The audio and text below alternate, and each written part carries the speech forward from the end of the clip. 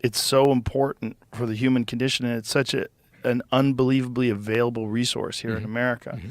And yet people would rather go on TikTok. That's right.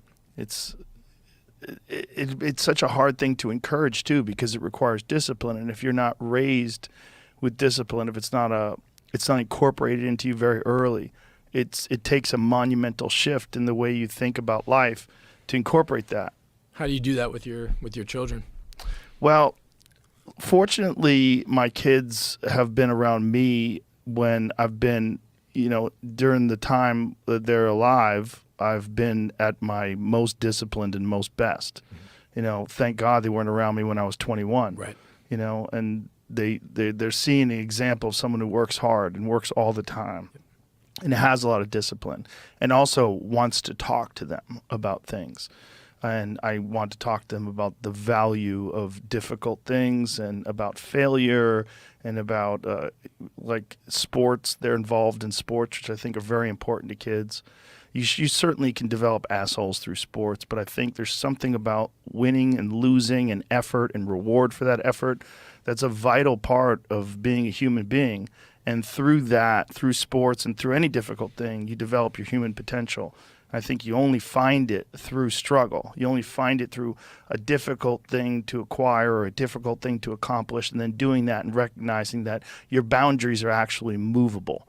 And that the boundaries that hold you back now are not permanent. That's right. They speak to your state at the moment, but that state, you can advance that state, and you can do things to make your perspective more nuanced and enhance it, and hopefully they can learn from that. But there's also the problem that they're growing up in a loving household. They're growing up, the examples they have is of people that are very kind and nice, and I think you do need to be exposed to a certain amount of assholes to understand the full scope of human beings. No question. And I feel so much of, my job as a father is creating this kind of adversity in my kid's life. I have to, and I need my children to learn the lessons that I've learned.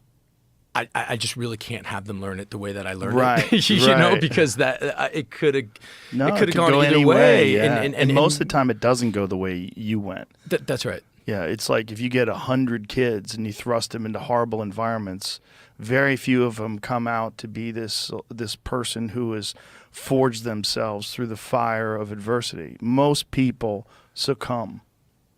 Unfortunately, I think that's right, and I think most people also don't have. I mean, look, I mean, through all the trouble and all the shit that I got into, I had a loving, supporting family who had my back, and I think that's when I think about the inequality in this country. I mean, one of the main themes and what I'm trying to do with this podcast is just I've seen firsthand how the legal system, how so many of the systems that are in place, people who don't have that infrastructure, it is so grossly fucking unfair. And they don't have an example to go off of. One of the things about human beings is we imitate our atmosphere. That's right. And we become accustomed to seeing people work hard, achieve things, and people that are kind and ethical and honest. And we look at that as like, that's a value that I want to aspire to achieve. And if you don't have that around you, and all you have around you is crime and drug-ridden streets and gang violence, and you don't know any other way to think or behave. You don't have an example of it, and there's very little effort done to change those neighborhoods. I mean, if you look at the amount of effort and the amount of resources that we pump into other countries, we pump into the military, we pump into all these various things, we always seem to have money for it. Imagine if you're a child and you're being raised in this community that it's essentially been the same way for decades and decades with no help. That's right. You feel like an outsider, and you feel like the system is rigged. Absolutely. In many ways, it is. It is. I couldn't agree with that. Yeah, more. I couldn't agree with that more. And I think in terms of our children, it's how do you get to them to see that, understand that, experience it a little bit, but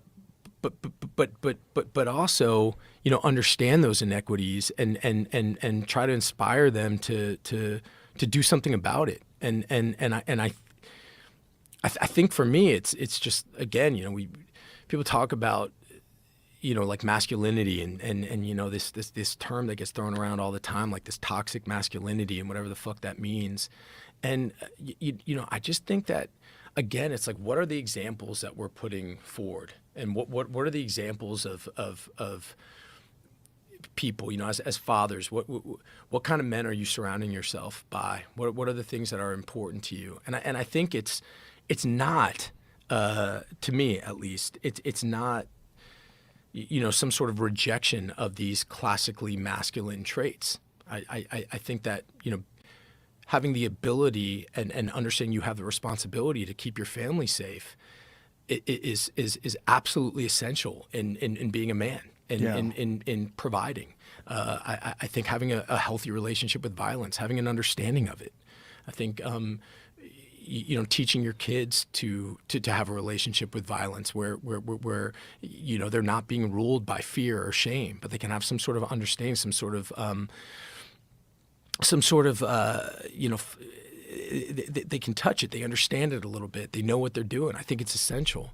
And I also think, being accepting, being kind, being open, being generous, being empathetic are also, part of being a man. And I think that, oftentimes, because so many of the people I think who are kind of leading the charge and who have, so much, sort of have so much of the platform at their disposal, are kind of leading in these sort of toxic ways where it's all a bunch of bombast and bullshit. And to me, it's been my experience, folks who really know what they're doing in that world, really don't need to, show off about it at all. Right, the people that are high achievers, they don't really have to beat their own chest and I think that's right. blow their own horn. I think that's right.